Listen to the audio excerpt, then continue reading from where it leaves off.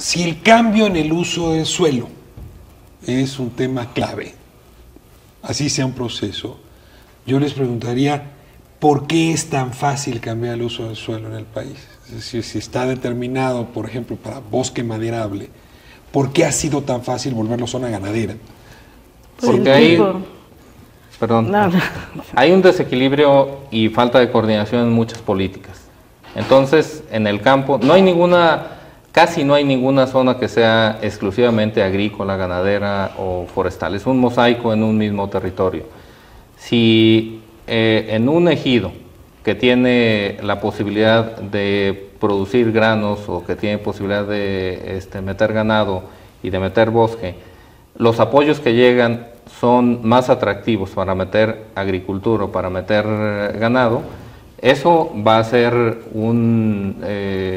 va a estar empujando. O sea, las políticas podrían también tener efectos contraproducentes, lo que dice usted. Así es, tenemos que equilibrar. Déjeme irme a corte. Regresamos a hablar de esto, tendremos que hablar de Procampo, pero antes ayúdanos a entender las consecuencias que no solo para los campesinos que viven en esa zona, sino para todos, para todas, implica la deforestación. Quédese con nosotros, regresamos.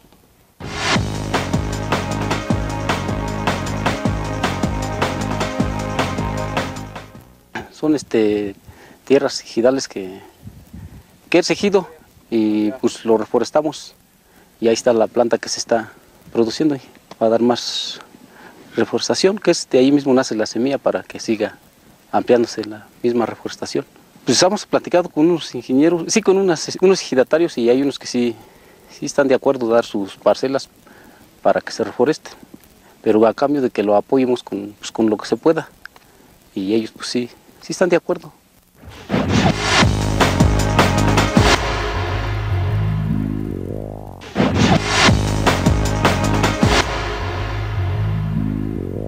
Estamos viendo unas brechas que se hacen, brechas contra fuegos que se hacen cada año, que lo hacen los compañeros ejidatarios para proteger el área, que no se queme. Pues si llega a quemar, pues ya con eso ya no lo deja brincarse para el otro lado. Si está quemando de este lado, pues ya no brincan por este lado. Entonces por eso se hacen las brechas, para que se proteja una parte cuando ya ya no alcance a brincar de este lado. Se le da mantenimiento cada año que venimos todos, los ejidatarios a limpiar las brechas contra fuego que nosotros les nombramos. Cada año es lo que se le hace. Seguimos hablando de la deforestación en México. Yo soy un habitante de la selva, pero de la selva urbana, del cemento y la varilla. Yo quiero preguntarles, ¿en qué me afecta a mí? ¿Cómo me veo yo dañado por este proceso de deforestación? ¿Por qué me debería interesar a mí, habitante urbano, este fenómeno? La madera que está en un árbol y en todo el bosque es la mitad agua y la mitad es materia seca. La mitad de esa materia seca es carbono. Entonces el 25% del peso de cualquier árbol que tú ves es carbono. Cuando tiras ese árbol, y sobre todo cuando lo quemas, por un incendio o por lo que sea, ese carbono reacciona y se convierte en 3.6 veces su peso en gas, se convierte en dióxido de carbono. Nuestra atmósfera está saturada de dióxido de carbono. Los famosos gases de efecto invernadero.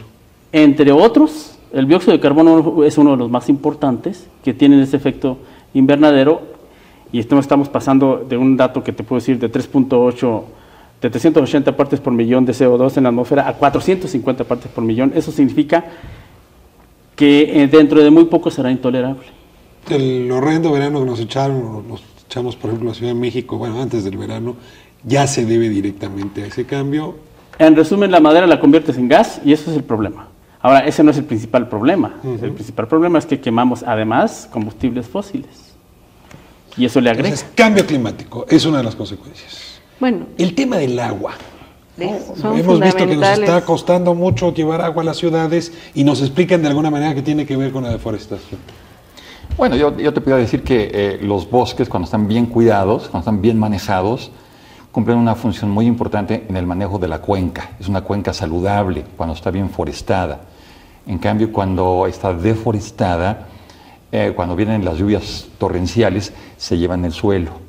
Y entonces ese suelo viene a acumularse en las presas, donde se acumula el agua para las ciudades. Así que el bosque tiene una función muy importante en términos de retención del suelo. No hace que llueva más, eso es un mito falso. Por ahí falso, ¿no? Para nada. La lluvia va a ser la misma con bosque o sin bosque. Lo que hacen los bosques es que retienen el suelo y permiten que vaya bajando lentamente y no vaya agarrando velocidad, deshaciendo los caminos, deshaciendo los cauces. Y además protegiendo la capacidad de retención y de almacenamiento de las presas que van a abastecer el agua a las ciudades. Este país tiene el 10%, entiendo, de la biodiversidad del mundo. Le estamos haciendo daño a esa riqueza, a ese patrimonio. Totalmente. ¿Dónde se aloja la gran mayoría de la biodiversidad de este país? En los bosques. Además, los bosques nos sirven para estabilizar el clima. Los bosques nos sirven también como sumideros de carbono frente al cambio climático. Es imposible pensar un país sin bosques. Los efectos que vamos a tener van a ser efectos muy fuertes a la pérdida de esta masa forestal. Y también vamos a expulsar a la población que vive en ellos. Entonces urge una política forestal centrada en lo que tú has mostrado en este programa, que es el manejo forestal comunitario. Ese tiene que ser el eje de nuestra política forestal. Nos lleva a la pregunta central. ¿Y quién es el responsable? Porque 80% de los bosques, de la vegetación de este país está en manos de la población campesina. Entonces eso me llevaría muy rápido a decir, pues esos señores, esas señoras son los responsables de esto. Ricardo, yo quisiera regresar un poco a la pregunta que decías, ¿por qué debemos de poner el énfasis en los bosques? Y además de la parte ambiental, de los beneficios ambientales que nos prestan a toda la sociedad, está la parte social, económica y productiva. Hay 12 millones de gentes que habitan en las regiones forestales, por lo menos, muchos de ellos pertenecientes a diferentes etnias y grupos indígenas, y que en los bosques podrían encontrar, con una política adecuada, una forma de vida digna. Además, fortaleceríamos el tejido social, evitaríamos la migración y que incluso estuvieran yendo a parar los jóvenes a las redes del narcotráfico, del crimen organizado. Cultivo de garbantes. Entonces, digamos, un sector en el que vale la pena invertir, no solo por la parte ambiental, sino también por la parte social. Ahora, déjenme poner el acento. El responsable hoy es el campesino. ¿Es demasiado fuerte lo que estoy diciendo? ¿Son ellos? Muchísimo, es muy fuerte. Si me permite, Ricardo, esa es una tesis fuerte. Es decir, muchos analistas y economistas dicen, bueno, es que la deforestación se da en zonas marginadas, son los pobres los que están deforestando.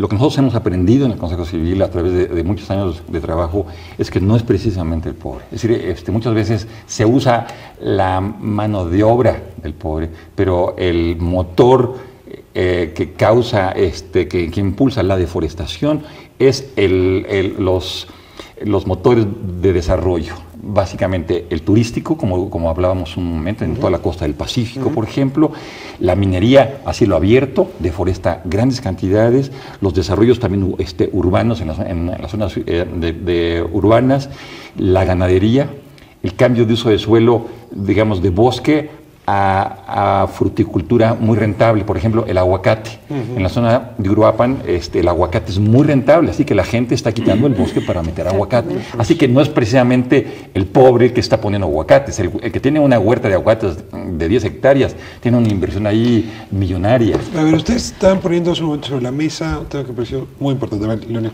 Déjame coincidir con Sergio. La verdad, lo que genera apertura en superficies grandes, que realmente signifique un impacto fuerte de deforestación, pues son los capitales.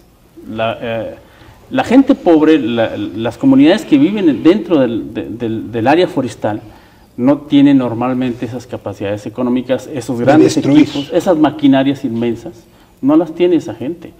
Pero sí habría que reconocer que esto es culpa de todo, no nada más de los grandes capitales, es también culpa de la pobreza y la marginación, que están generando quizá no una deforestación, pero sí una degradación, que es igualmente importante. En México es un poquito más importante incluso que la deforestación. En realidad mi pregunta tenía ahí una jiribilla, porque si ellos son los responsables, ellos deberían ser los que tuvieran autonomía para proteger su propio patrimonio, y en efecto no externo. Bueno, si tenemos bosques hasta ahora es porque ellos los han protegido. A mí me parece muy fuerte tu afirmación, porque esto es un problema de desarrollo. Ellos son los menos tomados en cuenta en los programas y las políticas públicas.